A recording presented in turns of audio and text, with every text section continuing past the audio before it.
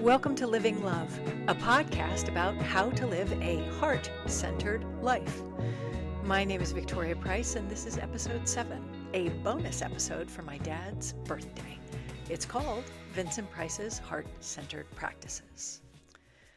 You know, my dad had the kind of smile that lit up a room, the kind of smile that makes you want to smile back, the kind of smile that makes you feel anything is possible and that all of it would surely be good. More than good. Amazing. After I hit the road in celebration of the Vincentennial, the clever name for my dad's 100th birthday celebrations, I began to remember everything behind that smile. In other words, my dad's philosophies and practices of living. I know that sounds formal, but to have a life as consistently glorious as my dad's was, you're definitely doing something more than just flying by the seat of your pants. For those of you who've heard me speak about my dad, you've already heard some of these philosophies. This episode will gather 5 of them in one place. We'll start with number 1 in my childhood. If you're always curious, you'll never be bored. You know, people often ask me if my dad was like the Vincent Price in the movies, and I always think that's the most ridiculous question because he was like the least scary person on the planet, except if I was in the back of the car and we were going on a long road trip and it was taking forever and I said, I'm bored. At which point the famous Vincent Price eyebrow would arch and he would say, bored? Bored? How can you be bored? Boredom is the 8th deadly sin. There is so much fascinating in life. There is so much to look at and learn about. Look around, be curious, and you'll never be bored. Turns out he was right. You know, boredom is just simply shutting down your awareness of and interest in and curiosity around and about everything that's in the world.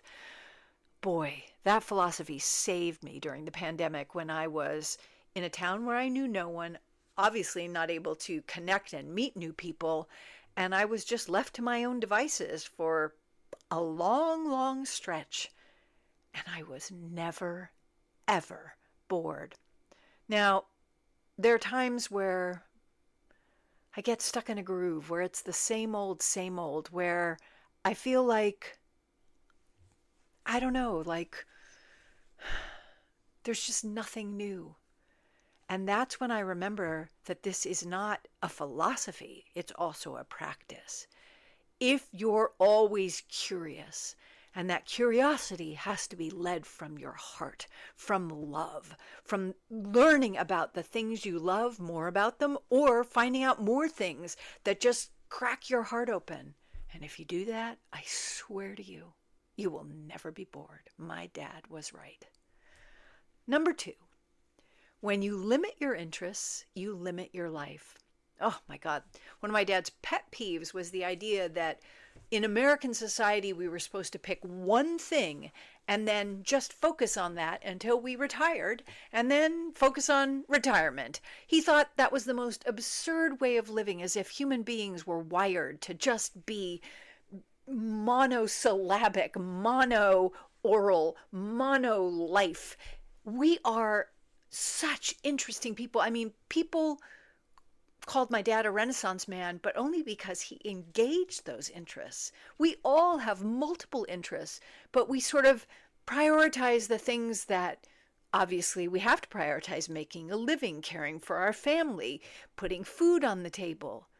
But within all of that, you can continue to find interests. And that is one of the great things I would say about this new society where people think I can create my own form of life, let's say as an influencer. I mean, the whole influencer thing is a little beyond me, but the bottom line is people are pursuing their interests and following them. And your life is more limited if you limit your interests. My dad was 100% right. And how is that a heart-centered practice? Your interests can't be driven by your head. They have to be driven by your heart. My dad's favorite song from a musical was from Funny Girl, which was about his dear friend Fanny Brice. And it was the song People. And the line, people who need people are the luckiest people in the world. My dad loved people. Just talking to people lit him up. It was like electricity for him, how much it engaged and fired him up, how much he loved connecting with people. But for some of us who aren't as extroverted as my dad was, it can be incredibly easy to just whittle down our lives to where we have almost no one, or to where we're weirded out or afraid of meeting new people. I'm a weird combo. I would say I'm an extroverted introvert. I love meeting new people, but I need to re-engage my energy by going back in and sort of rebuilding the well by having moments of introversion. But I also, because I'm an introvert, sometimes can get super, super isolated. And so for me, I've taken my dad's phrase, people who need people are the luckiest people in the world, and turned that into a heart-centered practice, because really what it means to need people is to open your heart to other people. And if we need people to help us open our hearts, then we are the luckiest people in the world, because every day is an excuse and an opportunity to crack open our hearts and practice loving one another. And so for those of you who are maybe more introverted than my dad was, which would be almost anyone on the planet, to make a heart-centered practice out of engaging with others. You don't have to become their best friend. You don't have to move in with them. Just open your heart to people and engage to them. Oh, it's a game changer. Never lose your childlike wonder. When my dad started making horror movies, his friends mocked him. What are you making these kiddie movies, these schlocky movies, these movies that are B movies when you're this Yale-educated, smart art historian, cultured man? And he said, I don't want to be some fuddy-duddy who is only interested in what old people are interested in.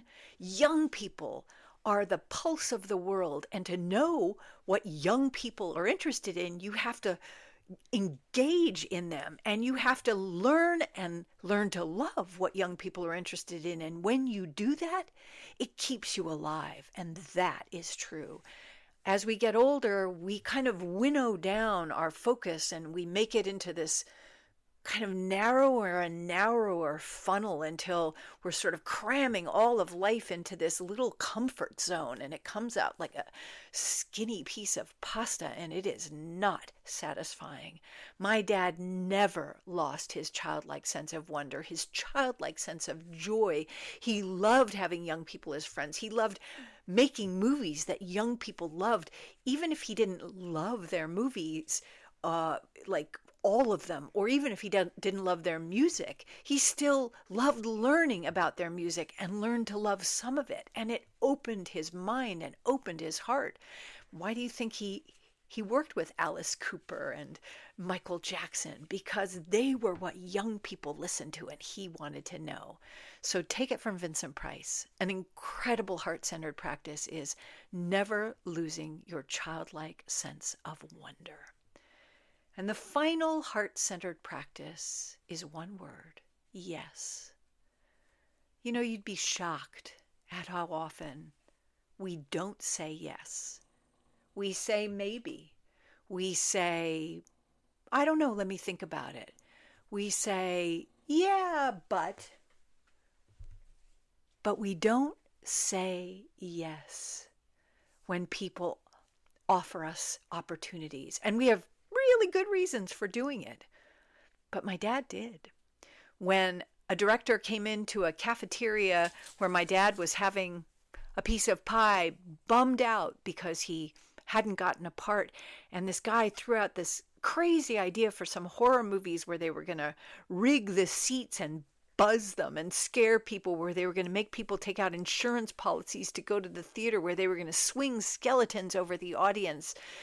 Most actors would have gone like, are you nuts? He said yes, because he knew this guy was a showman and people would love it. He was absolutely right. And that was House on Haunted Hill and The Tingler. That was William Castle. And my dad said yes.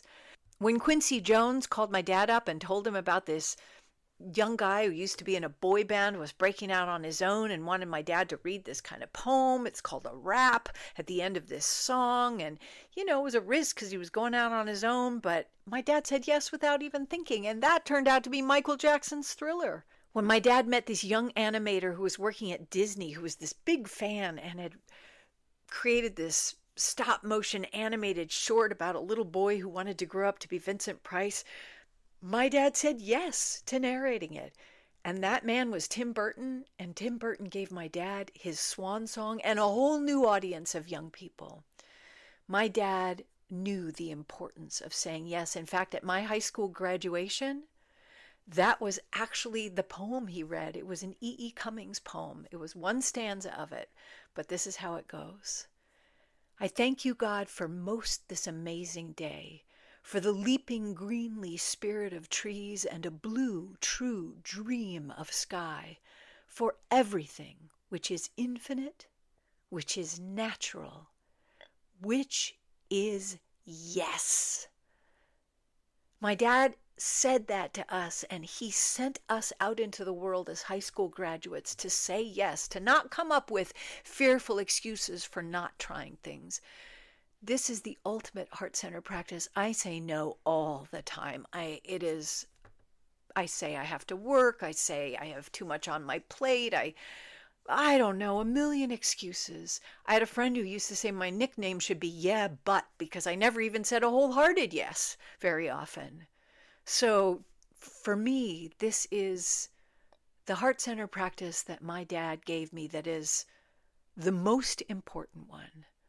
But the best moments in my life have been the moments where I've said yes. So those are 5 of my dad's heart-centered practices. This book, Living Love, for those of you who are horror fans, you're like, that doesn't sound like a title that would interest me. Think about why you love horror. You love horror because someone you loved horror, probably. Your grandmother, your grandfather, your uncle, your older brother, your parents, your best friend. Somebody turned you on to horror, and then you loved horror. And I tell you what, I still don't get why you like being scared. Still don't get it. But if I know one thing, it's that horror fans are the most loving, open-hearted people I know. If I had the choice between crawling, if I was bleeding out, to a church on one side or a horror convention on the other, I'd go for the horror convention, because honestly, I know that horror fans even have opened their heart to me, who doesn't get the whole why people like to be scared. Horror is all about love. It's all about living love. And it's about facing our fears so we can live love. And that's why I wrote this book, because every day, like Guillermo del Toro said, I'm learning to choose between fear and love. And my dad is the one who put me on this path. He's the one who taught me how to live love. So thanks for listening, and I hope you enjoyed Vincent Price's Heart-Centered Practices. Next week, we'll continue on with the end of season 1. And we'll wrap up the intro to the book with a little dive into why and how love heals. So see you next week, and happy birthday, Dada.